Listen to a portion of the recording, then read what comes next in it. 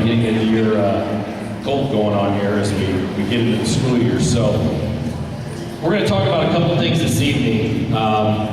You notice we're videotaping. The reason we're videotaping is one of the goals is to try to get this information out to our families as best as we possibly can. We know that there's certain families that aren't able to make it tonight. We also know that most of our kindergarten parents, unless you have an older sibling, they had their orientation already, and they haven't heard this spiel. So this will give us an opportunity to post it to our website, and I'm sure you'll be thrilled to go back and watch again if you like. It's that drawing. But that's why we're videotaping this. But this is a quick presentation. If you recall last year, as you were here, we did this for the first time where I brought everybody together, and we talked a little bit about standards-based grading. This is year 2 now with standards-based grading. And the reason we're back here again is what we find with these things is, okay, we introduce it, we go through the year, and then we get to the end of the year, and there's a lot of unknowns from parents, and even for us as staff as we're evolving with this. All right, let me start, if you're brand new to Unit 5, which some of you may be sitting in here, you may not even know what the heck standards-based grading is. So let me just give it to you in a nutshell. Traditional is what we have done in school forever. 90, 80, 70, 60 scale. That's traditional. Standards-based grading is very, very different than that. We go on a 1, 2, 3, 4 scale, and the focus is on teaching the kids standards and concepts. Okay? It's not graded on a 90, 80, 70, 60 scale. All right? So that, I will tell you, as I told you last year, continue to evolve with us with this, because it is very, very difficult and different than what we have done forever our entire lives. That's what we knew as students, all of us. Pretty much, unless you went somewhere very unique, all right? That's what we have grown up with, and so we can relate to that. And I will tell you, this is not going away. All right? Sometimes trends in education, they come and they go within a couple of years. With Unit 5, it's not going away, and it's continuing to evolve from our elementaries up into our middle schools and even our high schools. I was having a very debated discussion with my wife last evening. We have a junior in high school, and they have some teachers who are piloting that, and it's a challenging concept to grasp when you're seeing it for the first time. Okay, so just understand it is there, it's going to be there. We just have to continue to evolve with it and learn about it. Okay? Let's see. I want to talk about our grade book system. All right, and some of you who were with teachers in the first part maybe heard this. Some of you are going to 3rd, 4th, and 5th next. This may be brand new, because maybe your teachers told you about it so far, maybe not. Last year we used Skyward with our grading system. All right, and Skyward is our big platform. As you know, we do everything through Skyward. Skyward is not able to do what we need it to do in terms of standards-based grading. All right, so we have evolved into what is called Teacher-Ease. And everybody in this building, you have a choice of whether you want to use Skyward or Teacher-Ease. I will tell you, at this point, all of our staff are going to be using Teacher-Ease. Now, understand where we're at with Teacher-Ease. We're facing some technological challenges right now in the district with that. But it is coming, and we will be using that. All right, and it is a very user-friendly platform. I think once you see it, you'll be like, yeah, that's pretty easy to get into and see what we're doing with it. All right, I'm just going to ask you to be patient with us for a little bit longer here. As soon as they have everything ready to roll out, then you guys will be getting information. You're going to get it from the district office, so you all get the same common message with it, but we will also be sending out some materials as well and answering questions. You will be able to get into Teacher-Ease directly through Skyward and your family access. Okay, but we'll send that out to you, so don't panic. But what we want you to know is you can't go home tonight and be like, okay, I'm going to log into Teacher-Ease and see how my kids deal with all these things, because you can't get into it right now. All right, be assured that teachers are already working, and they're working on assessments with your kids and finding out where they're at. We just don't have that ability right now to put it online where you can go in and see where your kids are at with all of those things. Okay, so Teacher-Ease is going to be what we are going to be using here. Now, within Teacher-Ease, all right, this is where choices are still happening. This is the last year for this, but this is again our evolution with standards-based grading. we have where teachers can do all subjects in standards-based grading. All right, so everything would be scaled on 1, 2, 3, 4. Or teachers can have the option of doing math and language arts, which they have to do standards-based grading, everyone. And they could still do science and social studies in the traditional manner. Okay, so you could potentially have a child that they have to do math and language arts standards-based, but their science and social studies grades will still show up as a traditional 90, 70, 60. Okay, so I know that sounds a little confusing, but we're going to get to that point next year where it will be all standards-based grading, but we're just moving there in a little bit of a slower fashion, so that we know what we're doing with it. Okay? So that's why things may look a little bit different with your kids. Now, our area teachers at this point are all going to be doing standards-based grading. All right? So just be prepared for that. That's how those grades will come home to you. Okay. All right. Go ahead there, Mr. Ford. All right. So really the base of standards-based grading is the mindset. Okay? And changes in grading and reporting practices are based on specific mindsets about learning and guide our decisions and structures. And that's what it's all about, folks. We have to move out of our paradigm and the way we've looked at traditional grading forever and change how we're going to look at things. All right. Okay, first thing, all students will learn. All right, that sounds common sense.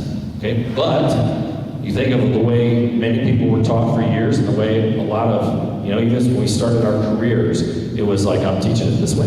This is how I'm doing it. If you don't get it, maybe you should study harder. Okay, and maybe you've all experienced that as students. We're trying to get away from that. We do believe that all students can learn. A little quote, it's not that I'm so smart, it's just that I stay with problems longer. All right, that's a mindset that we have to have. With standards-based grading, it's not a one-and-done type of thing. All right, we have to work a little bit longer, a little bit harder on things. Some kids get it fast, some take a little bit longer, but I can get there in the end. All right, evidence in standards-based grading. Our goal is for all students to master the targets. We celebrate a 3. So, you have kids that will get 1s, 2s, 3s, and 4s. We really preach this. We did this last year. We continue to preach it. Our goal is that we're going for 3s. All right, that shows that you've mastered a skill, a concept.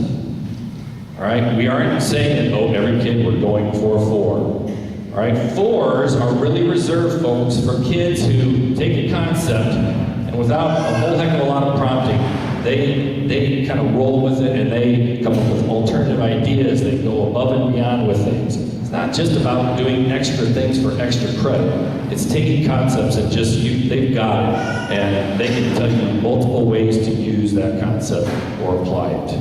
All right, so we celebrate 3s. That's what we're going for. As we said, some kids will get it right away, and we'll find other ways to challenge them. Ratings are not used as rewards or punishments. They are simply an indicator of where a student is in his or her learning. A 1 or 2 indicates an area of growth for their learning. So here's the beauty of it. This is what I love the most about standards-based grading. Okay?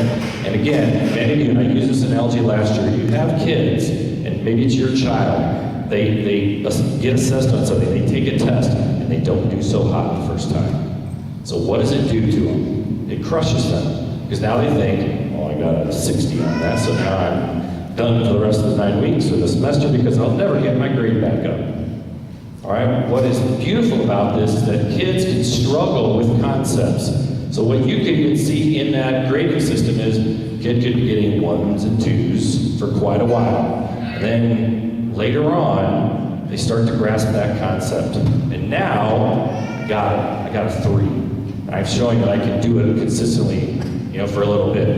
When it comes to an end grade type of thing, then that kid will get a 3 on that material if they've shown that they finally mastered it. All right, so I'll give you an analogy. All right, when you go, you're going to take your driver's test. All right, you don't pass it the first time. All right, then you go back the second time and you pass it. They don't suddenly say to you, all right, well, you only get to drive part of the time now because you're really bad to start, now you're better, but if we average that out, we'll let you drive half the time. Once you get a concept and you master it, then you're going to get that higher score. Make sense? Okay. All right, students learn at different rates in different ways. All right, if a child can't learn the way we teach, maybe we should teach the way they learn. Again, that's a change in our mindset over the course of time. We just really talk at length with teachers about this. We have to let go of that. Okay, man, I taught, why don't they get it? Okay, well, maybe it's the way I taught it. They don't get it the way I taught it. So I have to do it this way, or that way, or 3 ways. That's what our mindset has to be with standards-based grading. Okay, so as we talk, students are not penalized for not having mastery the first time they are assessed. A student does not show mastery the first time they have opportunities to relearn and reassess. Not all students are assessed at the same time or in the same way. All right, so again, we continue to work and find ways for those kids to learn the material. Let me give you a simple example. Okay, you have a math quiz. All right, and you have a child that on paper very quickly can do the concept, and they show you that they've got it. That same student, a different student rather, doing the same problem, may struggle, okay, with getting it down on paper. But when I work with that child separately, and I have them explain and talk me through their thought process, I may also realize that they got it, and that's okay also. Okay? Again, different from how we approach things, but certain kids can verbally share things with you and show that they understand the concept, while others may be able to do it on paper. Okay? And it may change based on what material we're working on. All right, effective feedback for students and parents is specific, actionable, and accurate.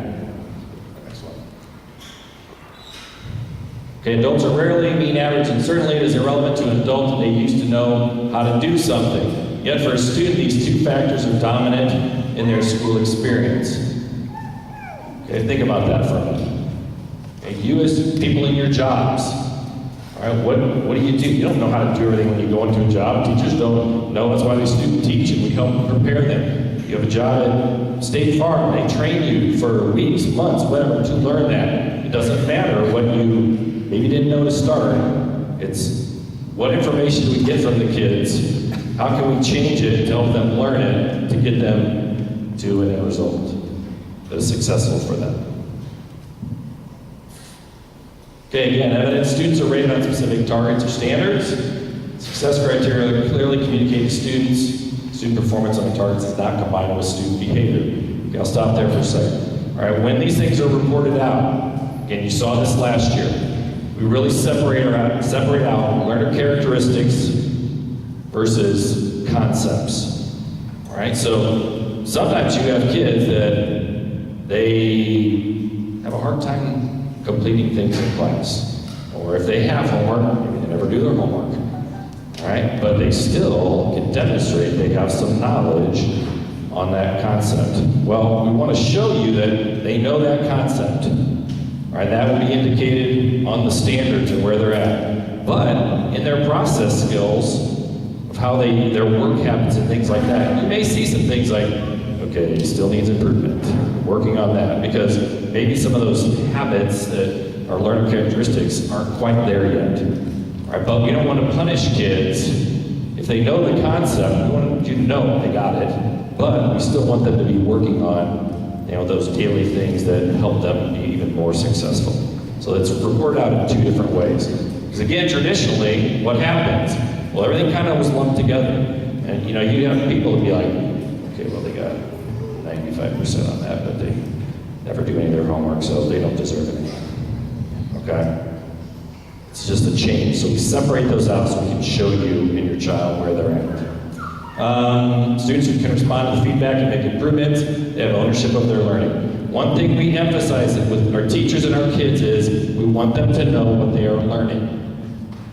What is the concept and what is the target? You'll hear that a lot, target. Our teachers use that terminology. You're constantly talking to kids about this is what we want you to learn. When you leave, this is what we want you to be able to do. All right, and we want the kids to take ownership. You'll see many times they're constantly giving us feedback.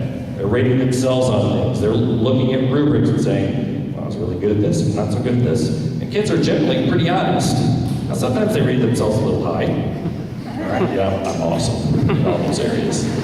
But sometimes they're also really hard on themselves. You're gonna say, like a little bit. Okay, you do these things pretty well. All right, but that's how we get feedback from the kids as well. Student ratings reflect current levels of performance on a target, not an average of all performance. Again, we're getting away from the average thing. And that's the beauty of standards-based grading. All right. Now, if you have older children in the schools, that is one of the most challenging things for junior high and high school teachers as they implement standards-based grading, is because they still have to be converted to a grade in a traditional format, and that's very hard to take standards-based grading, but some of them are working towards that. Okay. More information can be found on the website. That's just simply where it is. Okay, so if you have questions on these things, by all means, ask me at any point, ask your teachers, but just be in tune with it as we go, because it's going to continue to evolve. But the next big thing for you guys is looking for Teacherease information, because it'll be coming soon, but there will be an easy login method to get in, and I think, again, once you see it, you'll be like, oh, that's pretty slick. All right. Hopefully that helps. If you heard this a little bit last year, hopefully it's starting to maybe sink in a little bit. It takes a little while to get some of this, because it's so different. But I want to thank you all for coming tonight again, because you care, that's why you're here. All right, we love this place, and we work hard for your kids. We love your kids, as Ms. Riley said before. That's why we do what we do. So thank you for coming. 3rd through 5th, you guys can head to your rooms and get ready for the second part. And if you're done, I'm going to leave you here.